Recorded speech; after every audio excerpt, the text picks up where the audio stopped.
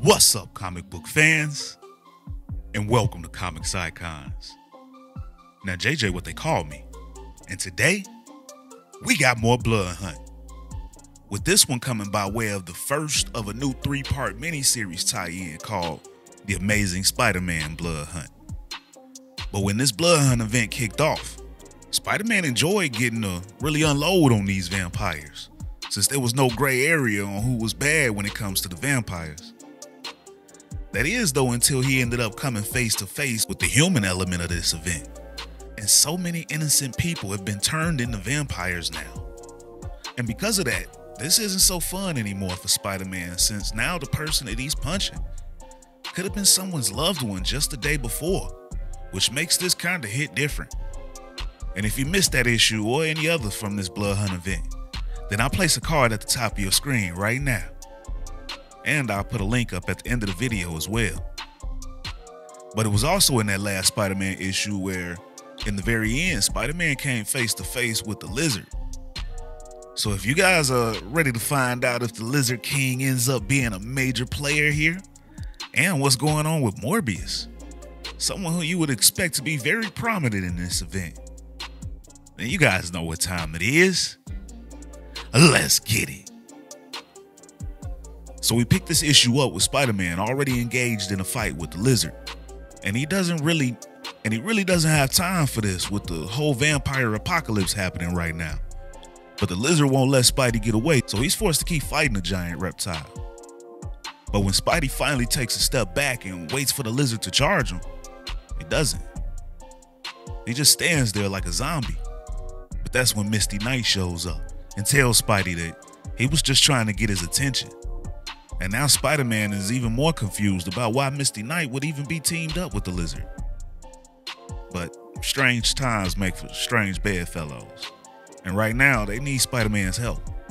And initially, he tells her that he doesn't really have the time to help them since there's so many people in danger right now. But this is the solution to that, she tells him. Because they have a cure. Her and Colleen had gotten a tip that Dr. Michael Morbius was working with the Lizard on a cure. So they tracked him down, but they were too late. Apparently, someone else wanted the cure too, and sent in a bunch of vampires to get it. They also snatched up Colleen and Dr. Mike. So Misty and the Lizard are looking for all the help that they can get and getting them back. And Misty was at least able to get a tracker on Dr. Mike though. So they at least have the element of surprise on their side. So Spidey decides to join in on their rescue mission. But when he sees the location the tracker leads them to, boy, it sure is a whole lot of vampires around. Sheesh. Misty, though, was able to pull up the specs on this building, and it's 83 floors. But from the tracker's location, it looks like their guy is on the 46th floor. But they've got no idea how many vampires are actually on the inside with them. So Spidey decides to web ahead to check it out. And as he searches, he thinks that there's more to this story than what Misty Knight is telling him. But he's going to go along for now because he knows that this isn't something that he can fix on his own. But when he gets to the window for the 46th floor, there's nothing there but the flashing tracker left behind. So he flies back down to Misty and tells her that it was all just a distraction. But then Spidey notices as the Lizard takes off in a hurry. And he thinks that maybe the Lizard might have a way to find him, so he and Misty follow behind him. And he pretty much outruns them, but they're able to track him to a church. And when they go inside, it's strange. Because according to Misty, every other church, mosque, and synagogue is packed with people fleeing vampires. Why is this one empty, she asks. But then a door opens up to the basement of this building, and the Lizard pops up out of it. He wants Spidey and Misty to come down and check out what he's found. It's a secret underground layer. Apparently, this is where Morbius had been hiding out. And Spider-Man realizes that this must be a Beyond facility. Monica Rambeau must have missed something when she cleaned house. But Misty checks the computers to see if they can figure out where they took Colleen and Morbius. Lizard, meanwhile, heads off again, but this time Misty has Spider-Man keep an eye on him while she finishes her search. Plus, some of Beyond's cameras are still active. But he runs back up to the top of the church, and as a banging at the door starts to get harder and harder, is broken down by a horde of vampires.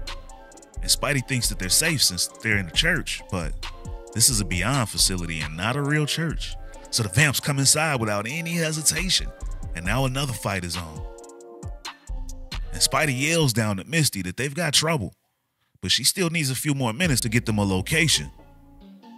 But Spidey and the Lizard are able to buy her that time that she needs. And then Spidey refills the door space with his webbing, and then Misty directs them to an alternate exit, and they're able to make their escape. But Misty was able to get some footage of them uptown, and some addresses that might help them turn something up. And Spidey offers to go ahead and check them out, but Misty stops him. There's somebody that Spidey should meet first, and they travel to a church. And there we meet Father Matthias. And she tells him about their mission and needs him to bless their weapons. Meanwhile, a rogue vampire tries to attack them at the church, but this is sacred ground, so that vampire instantly bursts into flames as he crosses the border. Spider-Man, though, still has doubts about Misty's plan, because blessed weapons would be an endgame for these vampires. But they really don't have much of a choice, according to Misty. Until they get that cure, then it's us or them. And Father Matthias is more than willing to help them out and give them some holy water for their journey and bless what he can. But he can't bless her gun, though. To which Misty, of course, understands. But she does have Spidey give up his web refill cartridges for the Father to bless. Meanwhile, though, Spidey decides that he wants to go check something out first, before they go any further, so he takes off. There's something that's been bothering him. Why was it that a horde of vampires ambushed him at that Beyond Underground lab when there were plenty of easy pickings all over the city? He trusts Misty, but he knows there's something missing from this picture. So he goes back to that lab and that computer that Misty was working on to see what he can figure out. And when he checks the computer, Maxine Danger's name and picture come up. And he wonders what this has to do with Morbius and his cure. What does Maxine Danger have to do with vampires? Maybe Misty will show another card, he thinks. But he heads back to the church to meet back up with Misty. And he notices that the streets seem to have cleared up now. And his first thought is that people must have gotten a message to find some shelter. But he's less hopeful when he sees where they've really gone. As Spidey arrives back at the church, and now all of the vampires have converged on it, Spider-Man thinks that Father Matthias was right earlier when he told Spider-Man that this was going to be a very long night. And that is the end of the main portion of this story. But we do have more. As meanwhile, we get a look in on what is happening with Colleen and Dr. Mike as they're handcuffed in the back of a Beyond food truck. But Colleen keeps a hairpin up her sleeve so she's able to pick the locks on her cuffs. And then she does the same for Morbius, who's impressed and wonders what other tricks she has up her sleeves. She decides to keep those to herself though. But then they notice that they've stopped. And outside of the truck, once they pulled into the garage, the vampire guards go to get their prisoners from out of the back of the truck.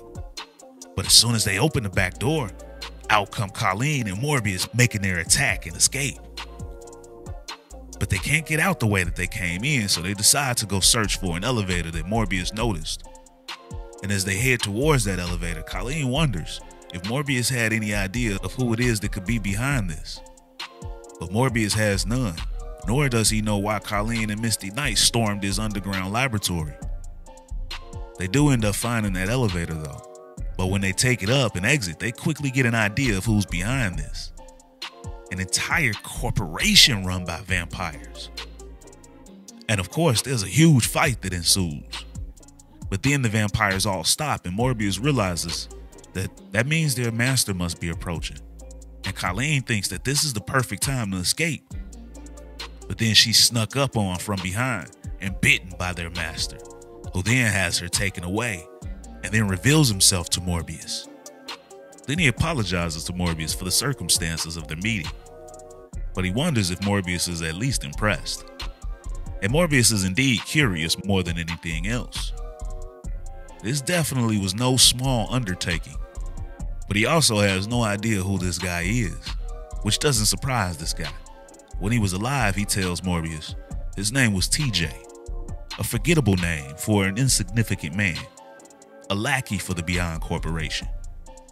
But now he goes by Theocritus, and this is his startup, Hemoglobin Inc. And what he wants with Morbius is to help him finish his cure once and for all.